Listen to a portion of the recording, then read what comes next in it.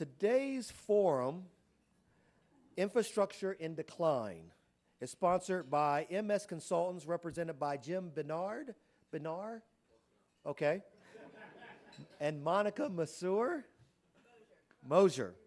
Just wanted to make sure. And in partnership with the OSU Environmental Professionals Network, represented by David Hanselman. William Murdoch, who is the Executive Director of the Mid-Ohio Regional Planning Commission, will be our host and moderator. Joining William are Greg Murphy, Assistant Director and Chief of Staff, the Ohio Department of Transportation. Thank you for being here. And Brian Polash. Yes, close. Managing Director of Government Relations and Infrastructure Initiatives for the American Society of Civil Engineers in Washington, D.C. Brian will start us off with a topical introduction, and then William will take the podium to host a discussion and Q&A. Welcome, everyone. And Brian, the microphone is yours. Thank God.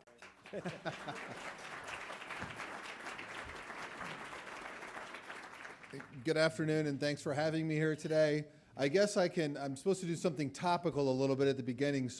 And talking to my table mates today, I went to school at the University of Southern California. You might know of us. You're welcome. We beat Stanford this weekend, okay? You're welcome. So I can go home and tell my cousin, who's a Buckeye, that I had a bunch of Buckeyes cheering for USC for a scant second. And it's on video, though, right? You got that, right? Okay, perfect. Okay. Thank you all for having me here today. I appreciate that. ASCE is an individual membership organization. We have 145,000 members worldwide. Most of them are in the United States, about 120,000. And I would be remiss if I didn't note that about 3,000 of them, a little more than that, are actually in the state of Ohio. So I thank you for having us here today. As stewards of the nation's infrastructure, civil engineers are responsible for the design, the construction, operation, and maintenance of our vital public works. With that responsibility comes the obligation to periodically assess the state of infrastructure, report on its condition and performance, and advise on steps necessary to improve it. ASCE does this in part by compiling our quadrennial report card for America's infrastructure. That's a new word I learned, quadrennial. If you go find and look for a clip on YouTube, Stephen Colbert did something on our report card, and I learned the quadrennial word. It's quite funny, more funny, much funnier than I am. This past spring, we actually released our report card. This report card, as I said, is something that we've done every 4 years since 1998. It's a comprehensive assessment of the nation's major infrastructure across 16 categories. We use a very simple format. You've got it on your table there, a simple A to F report card. We can all understand that. We would prefer that the GPA be a little bit higher, I think. The report card provides an in-depth assessment of the current infrastructure conditions and investment needs. This year, America's cumulative GPA for infrastructure rose slightly to a D+. From our last report card in 2009, it was a D in 2009. 6 sectors actually showed improvement, and when we're talking about a D+ being an improvement, we certainly know there's some challenges out there facing our nation. Our underperforming infrastructure is actually a drag on the nation's economy, leading to a lower GDP, fewer jobs for American families. If you've ever wasted time stuck in traffic, I live in Washington, D.C., I spend more than most stuck in traffic, or wasted time in an airport, or sometimes you're praying for your power to come back on, you know that the costs of poor infrastructure personally, you've experienced those things. Our report card highlights the fact that, like everything, infrastructure actually has a lifespan. Proper maintenance can extend that lifespan, but not forever. Just like with the leaky roof on your house. The longer you wait to act, the more likely it's going to cost you in the long run. This is not something that happens dramatically overnight, but gradually worsens over time. Eventually, if you don't take care of your roof, the roof will fall in, and ultimately the house will fall in, ruining your whole home.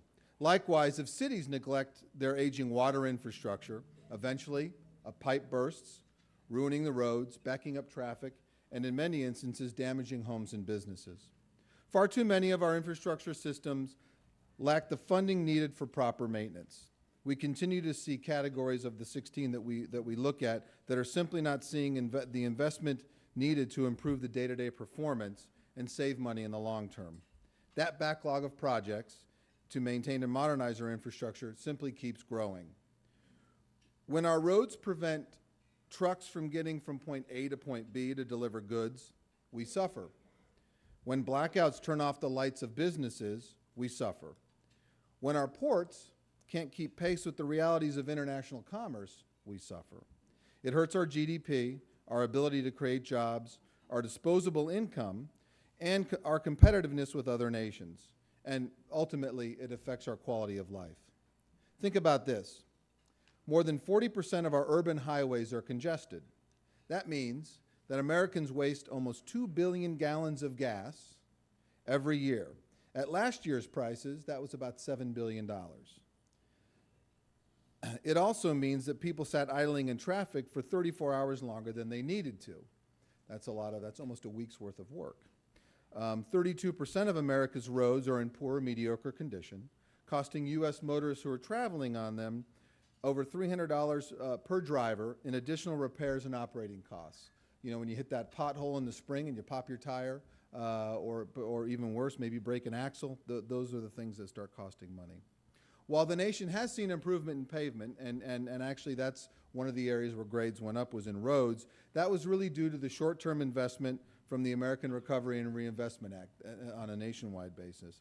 These are not necessarily sustained investments or long-term. Then there's our infrastructure below ground. There are between 700,000 and 800,000 miles of public sewer lines in the United States. Most of them were installed right after World War II. Where I'm from in Washington, D.C., interestingly, we still have wooden sewers. I was talking about that with someone this morning, and I don't know, we should celebrate that because an engineer was smart enough to design something that's lasted 150 years, or we should be concerned that we haven't gone back and replaced that in the last number of years. It cuts both ways, I think. But what happens is some of these systems discharge raw sewage, unfortunately, up to the tune of about 900 billions of untreated sewage each year. That's enough to fill 1 million Olympic-sized swimming pools. Drinking water also received a D in our report card. Each year in the U.S., there are nearly 240,000 water main breaks. That means that every day, treated drinking water in more than 650 cities is being wasted. So the water main breaks, the water is treated, the water just runs free. That's simply not acceptable. In our 2013 report card, we estimated that across all 16 categories of infrastructure, the total investment needed by 2020, and this is a big number, so be seated, you're all seated, which is good, it's approximately $3.6 trillion. And that's really to get us to the grade of a B. After what we think we'll be spending at current rates of spending and what we see in the future, we think we'll be about $1.6 trillion short by 2020. That's just over $200 billion a year. If we don't start making investments, that number is simply going to grow. As I mentioned, though, and I don't want to leave you with the sense that we aren't making progress in some areas. First, the report card, as I said, grades went up in 6 sectors because of an increase of state and local leadership, some private investment, and that short-term influx of federal dollars. We have seen that states really are taking, and local governments really are taking the lead in solving some of these problems. The grade for bridges went up, for example, as states took the lead in reducing the number of structurally deficient bridges. However, there remain more than 66,000 structurally deficient bridges in the nation. That's 11%. The good news, or 1 in 9, which is another number that folks like to use, 22 states actually have more than 11% of their bridges that are structurally deficient. A bordering state to yours, Pennsylvania, has more than that. However, in Ohio, you guys are doing better than that. You guys have 9%. When you guys are moving to get that number down, I know the governor announced a program last week or 2 weeks ago where you're going to attack a large number of bridges, and those are the kinds of things that are positives in what we're doing and a good thing. What some of these examples show is that when we invest in projects and move forward, we see results. The 2013 report card finds that we are not throwing good money after bad, but that investments are creating positive effects for families and businesses alike. The 4 years since our last report card demonstrated that our infrastructure problem, in fact, can be solved if we have leadership that commits to making good ideas a reality. Continuing to raise the grades will require that we seek and adopt a wide range of solutions. ASCE, not shockingly, has developed a couple of solutions that we think would would work at all levels of government and across the nation, and we have 3 of them. First, we need increased leadership in infrastructure renewal, really at all levels of government. We don't think this is a federal problem. We think this is a nationwide problem and can be addressed by all levels of government. Infrastructure needs that bold leadership and a compelling vision. As you guys know, in this state, Governor Kasich signed a 2-year transportation bill this year, and it allows you guys for the first time to use some revenue from the Turnpike for some new projects to address some problems that you have. Changing our thinking about how we finance and pay for infrastructure is one of those key aspects of the leadership that we're looking for, and it's one of the ways we can raise the grades. Second, we need to start promoting sustainability and resilience. If we're going to go about redoing a bunch of the infrastructure, we need to do it in a way that's more sustainable and a way that's more resilient. Recent events like the Colorado floods and Hurricane Sandy remind us really how vulnerable our infrastructure systems can be to extreme weather. As infrastructure is built or rehabilitated, this idea of life cycle cost and resilience really needs to be part of the discussion. That's the engineering part of our discussion today. And finally, we really must agree on how to prioritize and plan for strategic new investments in infrastructure that position our communities for the future. A D+, unfortunately, means that we face a long road ahead.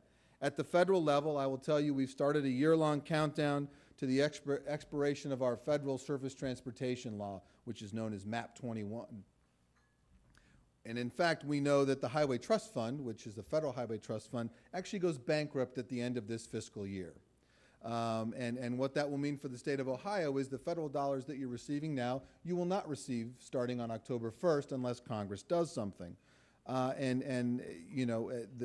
Hopefully they will do that. I will leave any other, we'll take those comments for questions. There's no silver bullet in fixing our infrastructure, but make no mistake, unless we address the backlog of projects and deferred maintenance throughout the country, the cost to each American family is going to continue to rise. ASCE did an economic study a year ago. That cost to a family, and there's other costs involved, but the one that seems to be the most compelling is what it costs each and every one of us on a family basis every year. And what we found is it's about $3,100 in lost disposable income. There's a long economic explanation for that, but it's basically money that we have to spend elsewhere that we could be spending on something more interesting than the axle on your car that breaks, the popped tires, the alignment, the flooded basement that happened because the sewer backed up, etc. In closing, our roads and bridges and water systems, our electric grid and other infrastructure systems are the foundation that connects our economy and improves our quality of life. For the U.S. economy to be the most competitive in the world, we need a world-class infrastructure system. In the short term, as I said, we need that national commitment to bring the existing infrastructure into a state of good repair. In the long term, we actually have to think about modernizing and building in a targeted and strategic manner. The time for everyone here to act and get involved is now. We would ask you, and my sense is, it's time to call on your elected leaders at all levels of government and remind them that infrastructure is a priority. We need to engage those leaders, and then we will be able to see a report card that we can truly be proud of. My one commercial, and I'm going to end here, is that I would encourage all of you, you have the executive summary of the report card. If you want to see more, we've actually tried to make it a little bit more user-friendly this time. It is downloadable as an app. You can get it whether you have an Android phone or an iPhone or whatever. It also goes on your iPad. So engineers are trying to keep up a little bit with that interesting technology. So I'm looking forward to the discussion, and William, it's yours.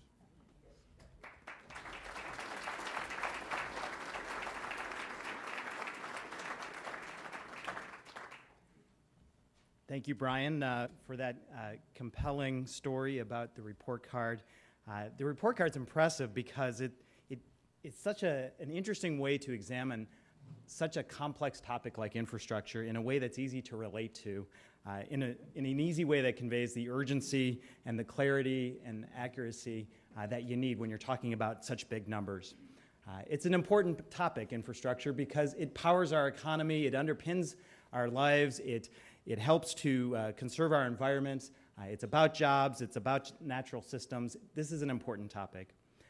If you're a planner like me, or a civil engineer like our esteemed panelists, environmental scientists like my great team at MORPC, Maintenance, planning, use of infrastructure, that's what occupies our day, whether we're working or not, and thinking of ways that we can improve it, help our local governments make it more effective, how we can address the challenges that we're facing financially and with the environment, the opportunities with technology and growth. Infrastructure is something that powers our dreams and also keeps us awake at night. So this report card informs us in that. And you don't have to be technical to be impacted by the state of our infrastructure. Ideally, you don't really notice it. It's just there when you need it and it works. But you really notice it when it doesn't. And when the power goes out or you're stuck in traffic, these things seem like inconveniences, but they can have real financial impacts. In the face of emergencies like we've seen in Central Ohio with the derecho and the ice storms and remains of Hurricane Ike, they can have real financial impacts on businesses, on communities, not to mention the tragedies. So this is an important topic here for us. And the report card, Brian, spoke to a lot of big numbers, $3.6 trillion in need by 2020. Just in Ohio alone, some of the infrastructure repairs cost motorists over $1 billion a year in repair costs to their automobiles. You talked about $2 billion in wasted fuel every year due to congestion. The numbers go on and on. It's a compelling story. So Greg, this report card relates directly to what we're seeing in Ohio, and it's a compelling story about the need to maintain infrastructure from transportation to water, and we've seen a number of major new efforts at ODOT in the last year on economic development and bridges and getting major projects done. When you look at this report card and your role at ODOT, how do you respond? How does this translate to what we're doing in Ohio? Sure. Thank you, William, and thank you, Brian. I did read the report. I will tell you it's riveting. I would suggest you read it. My wife and I have read it thoroughly. Actually, she hasn't. She just watches me read it. The numbers are astonishing, and infrastructure is expensive. It's not optional, and it's not inexpensive. Long before the report came out in 2013, there was the one in 2009, and so forth and so forth and so on. When we came in 2011, we went to work immediately with the direction of and leadership of our governor and Director Way. We've done a lot of different things. Every year, twice a year, AASHTO, which is all the CEOs and generally my counterparts around the country get together. Last month it was in Denver, and we always meet in Washington once a year. 49 of the 50 states, I should say 51 of the 52 entities, Puerto Rico and Washington, D.C., are crying for a federal gas tax increase. Now, a gas tax increase for infrastructure would be good, and we would spend that money. And I believe here in Ohio we would spend it wisely. However, that's not always good for the economy and for the people that pay that tax. In Ohio, what we did is we took a look first inward at ODOT. Since we came in almost 3 years ago, all through attrition, we've reduced our overhead by close to $600 million. We've reduced our staff from over 5,700 employees down to under 4,900, again, all through attrition. We went to a process called zero-based budgeting. It sounds snappy and sounds kind of cool, but it really was what had happened over the history of ODOT, and I see at least one of our Deputy Director, Farzan, is here from District 6.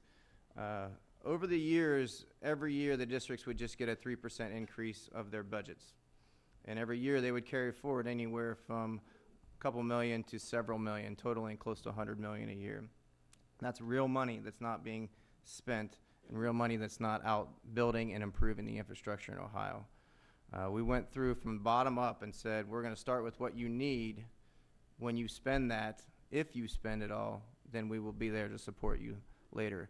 Farzan can attest, and you can talk to him afterwards. It was very painful. We had a lot of tears and laughter, but certainly we got through it, and we have saved over $50 million a year on that exercise alone. In addition to that, we have a 2-year highway operating bill, MAP 21, as Brian alluded to. Every year, the federal government appropriates and obligates money to all 50 states.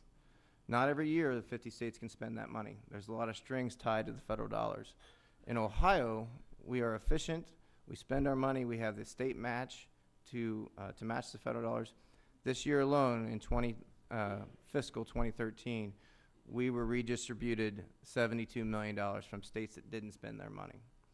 With all that being said, we took what we have, about a $1.5 billion program, and this year it will be over $2.4 billion for construction.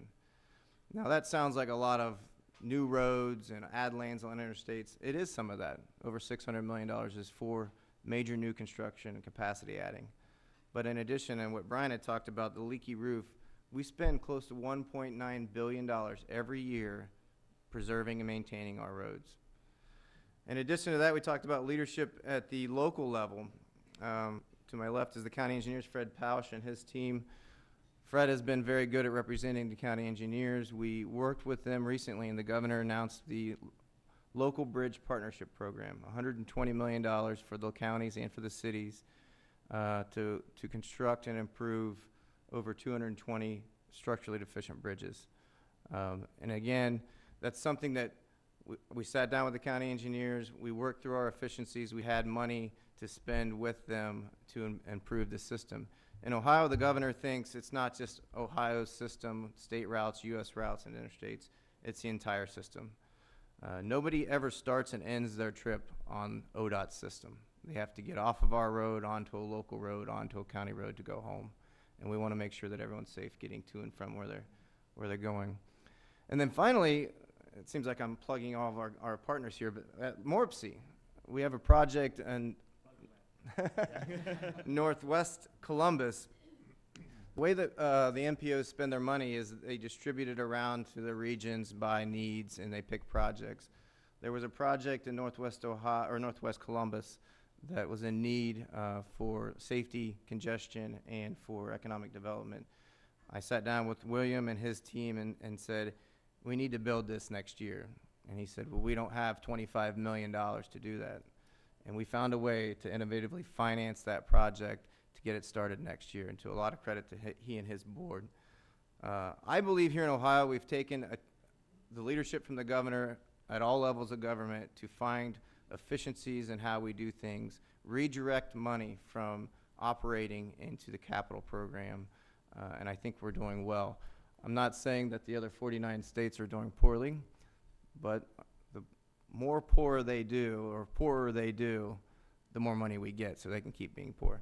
You know, let's talk about those other 49 states.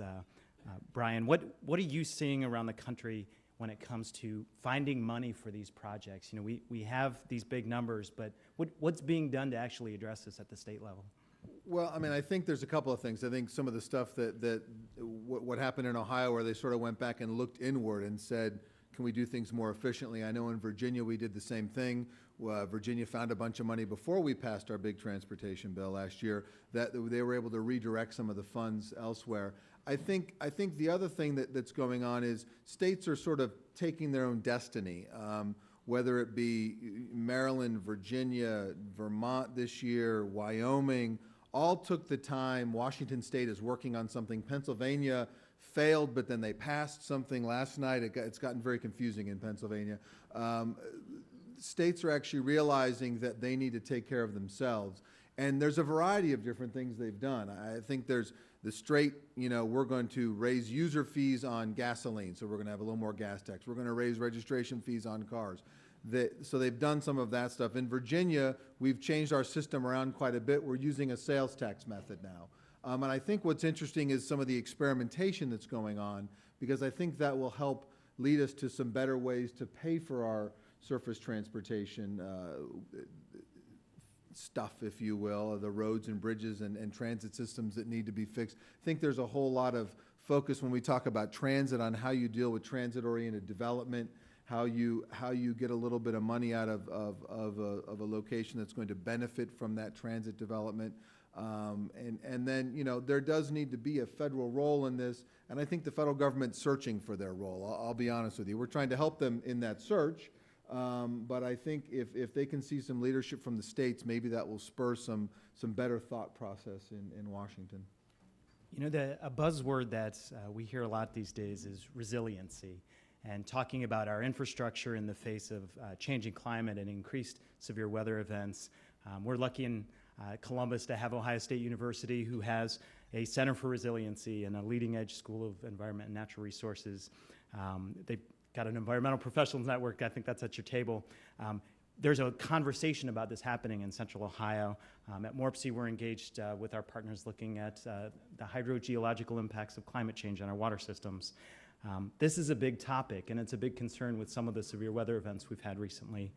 Question to both of you, how does this affect your planning, the planning that you're seeing in Ohio and around the country, and how does that help or hurt us in terms of meeting those numbers for the money we need to fix our infrastructure? Well, certainly, yeah, I mean, we're working with Ohio State, and we're working on a lot of our research programs to look at how these will impact our planning going forward. We have just finalized our Access 2040 plan, which is our long-range plan, and it does talk a lot about those climate events around the country, and in particular here in Ohio in the Midwest. I was actually in Chicago on speaking at a ports conference when those storms hit Sunday evening. So we are looking at that, and it's going to be a shift in paradigm on the investments that we make, specifically in the coastal regions where those things hit heavier. The Access 2040 plan will be done soon. It's actually out on the web if you care to read that document as well. But those are the things that we're working with our research program and with our local partners to see exactly what this means in our investment. We can't simply just invest as we always have. Our long-range plan certainly takes into account all the modes, more so than it used to, and also these resilient designs that we need to have. I guess I would add, and I think that's great, and I think more states are doing that. There's not, I think when the lower you get down into the government level, meaning closer to the local government, there's less of a discussion about sort of science and all that stuff. And it's like, hey, look, my toes are wet. We need to figure out why that's happening. We've focused a lot on a couple of things. I mean, it's really about educating about risk. And it's educating not only at a governmental level, but it's really educating the citizens. ASCE participated in a number of things. We've done a lot of post-disaster work where we'll go in and we'll look at why tornadoes took houses down and didn't take others down. We've gone in where there have been earthquakes and looked at how structures performed. And we've really found that educating about risk is an important part of it. We had teams that went to New Orleans and looked at the levees after Katrina, and frankly, some of the stuff that we found anecdotally was people didn't actually know they lived near a levee.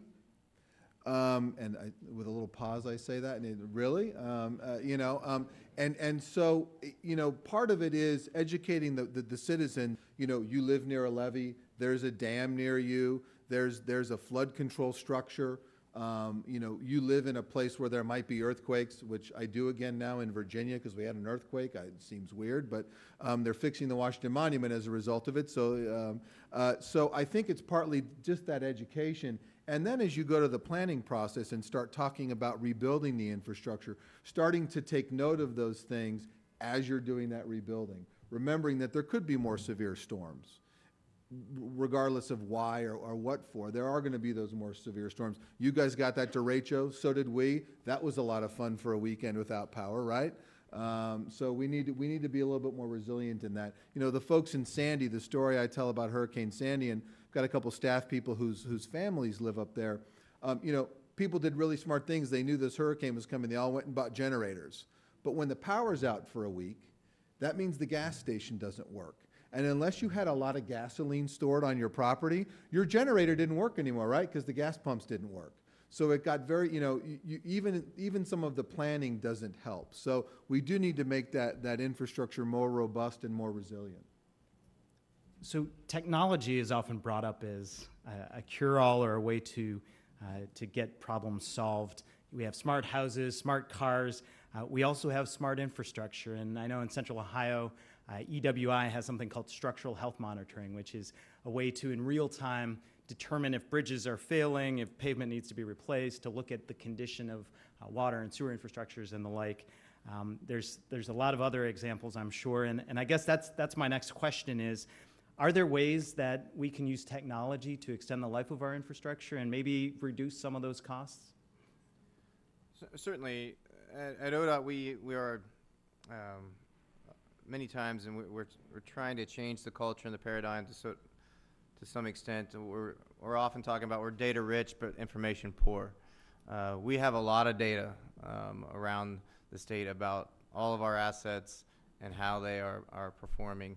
We have, for the pavements across all of our system and many of the local system, we can tell you what the condition of the pavement is from the base up, meaning is it failing, all the way up to is it wet, is it dry, is it slippery or not. So that information we use on a daily basis. The bridges, certainly we inspect them annually. The feds require us to inspect them every 2 years. The bigger structures, we use some of that technology to monitor them daily, and especially the aging big bridges around the state. We have implemented at ODOT what's called TIMS, Transportation Information Management System, where we can overlay a GIS map with anything about any stretch of road across the state, and including most of the local roads. It's been very helpful for our planning and for using incident response and emergency management, in addition to our planning exercises. The technology that we use with that came from our partners in tech services and around the state, and it's huge for what we do on an everyday level. I don't see it that often, but our folks look at it all the time. And there's a role for technology, but not everything is not going to be fixed just by the technology of it. I agree. I mean, I think there's some really new, cool stuff that's coming, especially in sort of the bridge monitoring stuff. And you wouldn't monitor every bridge. But if you're going to go spend $1 billion on a bridge down in Cincinnati like they're about to do, right, you probably want to put some, and they're probably planning to do that sort of monitoring. So I think you want to do that. I think some of the other stuff that's interesting is some of the ITS stuff, which is Intelligent Transportation System stuff, where you're going to be able to sort of real-time monitor traffic. You're going to be able to real-time sort of time lights if there's traffic jams, and you can move traffic different ways. I think part of this, part of the issue that we have, and technology is going to help us. You can't just keep adding lanes, because we will run out of space at some point. In Washington D.C., we're sort of plumb out of space. So squeezing more out of the lane miles that we have is something I know that DOTs and engineers, the traffic engineers and civil engineers are really working on, and sort of that signal light synchronization, which is, try to say that 3 times fast, is something that's being focused on. I know in Los Angeles last year, my sort of hometown, though I haven't lived there in a while, they spent a bunch of effort on synchronizing the lights in LA. And they found that, which you scratch your head, really, it's 2013, you hadn't done that yet, but they spent that time and effort, and actually they're getting a lot more throughput, as the engineers call it, on their road system because the traffic lights work better. Actually, to that point, I failed to mention this. We've synchronized signals across the state for many years here in Columbus, and Morpsey works with us in City of Columbus and all over the state, each city of the cities. And what we've found, and the traffic engineers in the audience, if you're here, you can stand up and be recognized. But basically, when you synchronize those signals, things change over time. A business might shut down over here, or a condo development raises up over here, and demand on that system changes over time. I think California actually came up with what's called an adaptive transportation management system, and we are implementing 14 of those around the state. There's several of them in Cincinnati, and mostly in the urban cores. There's a few here in Columbus. And what that is that the corridor is, the system counts the traffic on all the legs and the corridor itself real time. And it will tell itself, you know what, I'm not synchronized, I need to change. And it will change without any human getting involved or anybody being delayed. So these are different technologies that we're using here in Ohio. So, Greg, what I heard you say is that the score is State of Ohio 14, Southern California 1. Is that okay? Just wanted to make sure that was clear. Okay. The technology, Sure. It seems like they don't implement it very quickly. I don't live there anymore. So it's we're getting close to that time when our audience can ask questions. So start thinking of your questions, and when you're ready, go ahead and line up at the podium. But one more question before we get to that. A hot topic recently in Central Ohio on the infrastructure front is in transit and alternative transportation. This is something at MWRPC that our team thinks about a lot. We work with CODA and DataBus. Central Ohio has seen an explosion in different opportunities recently with KOGO bike sharing and Car2Go car sharing, Uber, Lyft. I'm sure there's others that escaped our attention. There's a lot of new energy on the front of alternative transportation, but at the same time, the report card said 45% of our population lacks access to transit or those options. And I guess my question is, what's being done to look at this, looking at the funding, looking at how to deal with these new technologies? Certainly, I can start with Ohio, and then Brian can talk about the rest of the country. When we came in, we are transit focused. It's interesting when you sit down and talk to OPT, the Ohio Transit Association. Generally, they come and say we need more, and we try to get our arms around what does more mean. At one point, I think we're here in Columbus, so I can say this. In Cleveland, the GCRTA said we need 70 million more. Well, 70 million is a big number. And what are you going to get out of that 70 million? They couldn't tell us that. We sat down with some others, generally speaking, around the state, and there's 3 different levels when you talk about transit in Ohio. There's the urban cores that William talked about, the CODAs, the GCRTAs, the SORTAs in Cincinnati. Then you have the suburban, they're not quite urban, but they're not quite rural, like Delaware County, Licking County, probably Lorain County, Medina County. And then you have the rurals, and those are for the health and human services, the grandma trying to get to the doctors or the grocery store.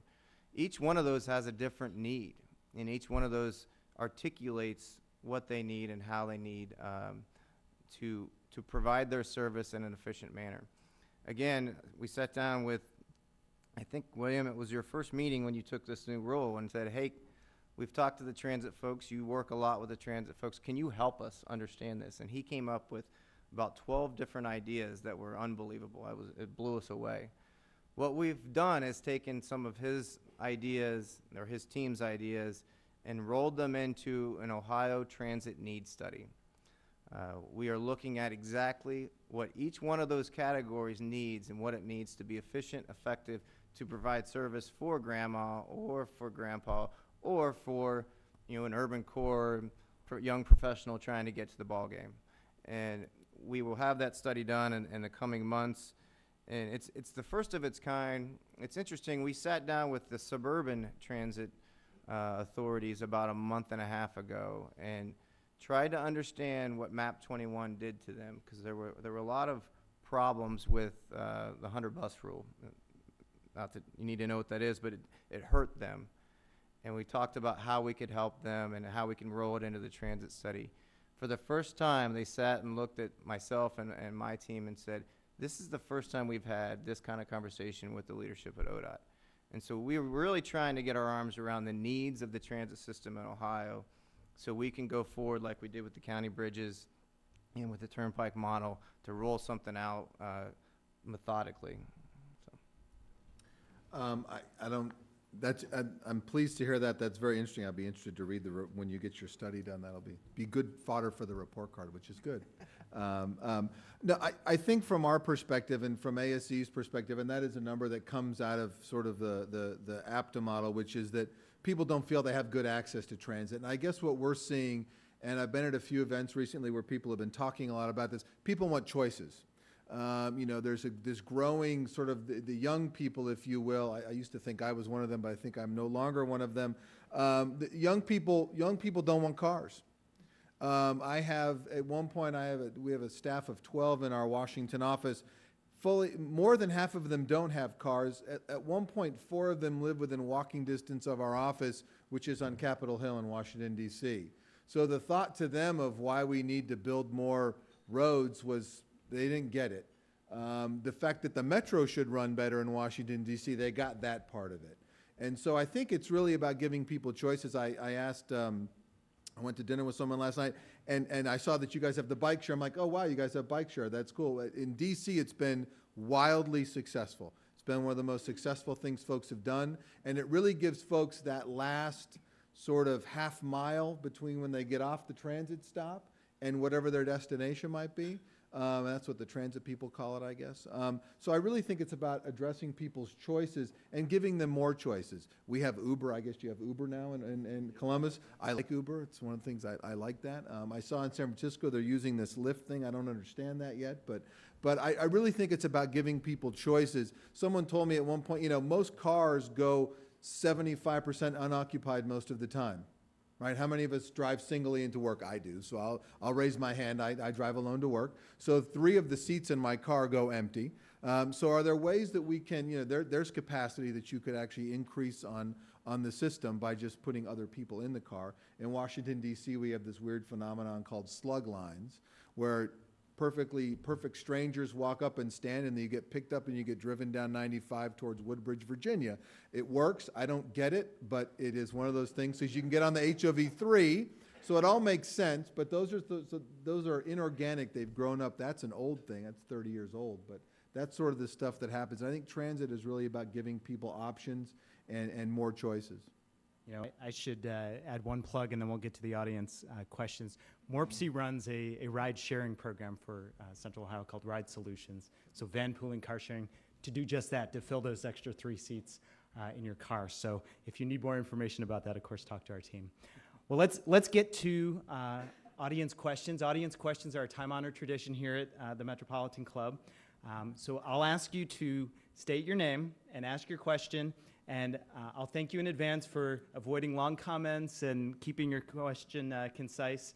And we'll go ahead and start. So first question. Great. Hi, I'm Peter McCrae. I've got my own national architectural practice. That's one heck of a beard, Todd, right there, I'm telling you. The governor, very early in his term, came out quite publicly and declined federal dollars earmarked towards public transportation in the state. And I'd like a comment from you on what the funds were earmarked for and what are kind of the ramifications of having declined it apolitically. No political stuff in terms of response, but what did it mean for us to turn those federal dollars down? What you're referring to is the high-speed rail money that was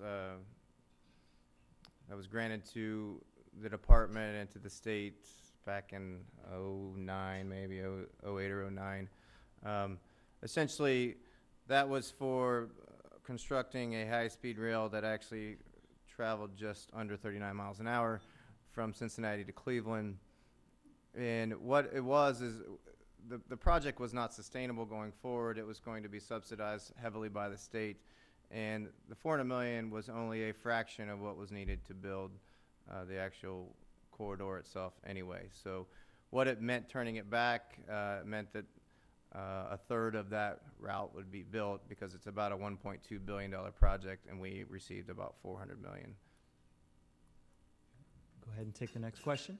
George O'Donnell, trustee, CMC.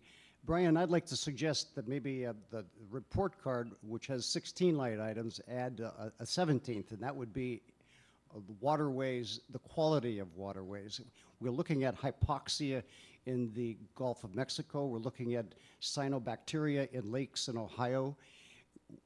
The natural environment needs to be addressed, and how can you respond to that? I guess I would say it's covered a little bit when we talk about wastewater because obviously we discharge our water into streams and rivers and lakes and things like that. I took a note. It wouldn't be the 17th one because as I've gone around the country, I think we could add another 16 categories. So I got one this morning from Dave. So at breakfast when he took me to breakfast. So you know, I do think water quality, not to make light of your question at all, water quality is important. You know, the earth was formed with the amount of water that we have. There is no other source of water. I can't remember the number, but it's a large number of gallons. But that's all the water that we have. So we need to make sure that we don't foul it up and that it remains potable and drinkable and that we can clean it. So it is one of the things that we talk about on the report card, especially when we look at the wastewater, drinking water side. I would say, and I like to say this, while there is an issue with the pipes and how we deliver our drinking water, we can all feel happy and we're all glad to drink this drinking water. It's clean when it gets to us. And I think the drinking water authorities do a very, very good job of that, and they make certain of that. It's just sometimes they, as I said, the pipes burst and we spill a little on the way there. So. My name is Brian Sekovic. I'm from Ohio State Environment and Natural Resources. My question is about focus on green infrastructure. I'm doing a presentation with a group about the report card that we're discussing now. And Seattle has a program where they are using green infrastructure to curtail stormwater and pollution that is going into their nearby water body. And I was wondering how much of an emphasis are you guys focusing on like green infrastructure, implementing those programs when we go back and change our infrastructure? Good question. One of the big problems, what I would call older cities have, Columbus being one of them, is that they have combined sewers, which is exactly what you think it might be, where stormwater and the sewer just mixes, and then it has difficulty being treated later on. And one of the issues that many of these cities are under an edict from the EPA that they have to separate the sewers. For many older cities, Philadelphia, Columbus, Cleveland, Omaha, Nebraska, I could go on, Washington, D.C., you're talking in the tunes of billions and billions of dollars to do this. Finally, some cities have stepped up and said, hey, wait a minute, there is a better way to do this, which sounds like, Brian, you're finding that out. Seattle's a good example, I think. I don't know enough about that. Philadelphia has undertaken a program whereby they are doing a lot of green infrastructure. You can't get rid of all the separation and all the pipes that you need to put in, but you can get rid of a lot of them, still have the water be just as clean as it's supposed to be, but you've also, maybe you've increased some parkland, maybe you've used other natural features to clean that water, and you've shaved literally billions of dollars off the cost.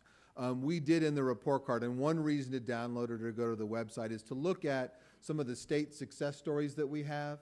There are success stories for each state where we think states are doing, our local governments are doing the right thing on infrastructure. And one of the ones in Pennsylvania is that Philadelphia example. And so we think that's the right way to do some stuff. And it's not the only solution, but it needs to be part of the discussion. And this is something we're actually seeing a lot in our Central Ohio communities. City of Columbus has certainly taken a lead in green infrastructure, and State of Ohio actually has some pretty innovative tools on getting it done. So it's something that we're paying a lot more attention to these days. Jeff Green. I also go to Ohio State at the John Glenn School of Public Affairs. Curious what you think, how we're going to fund surface infrastructure in the future, given that we can go further on a gallon of gasoline than we did 10 years ago, or alternatively not use gasoline at all by using an electric car. Thank you. I'll take this one. I don't want to put you on the spot. Because I have an answer, but I don't. I will make one comment, and then obviously, Brian, yes, you can talk from a different perspective than me.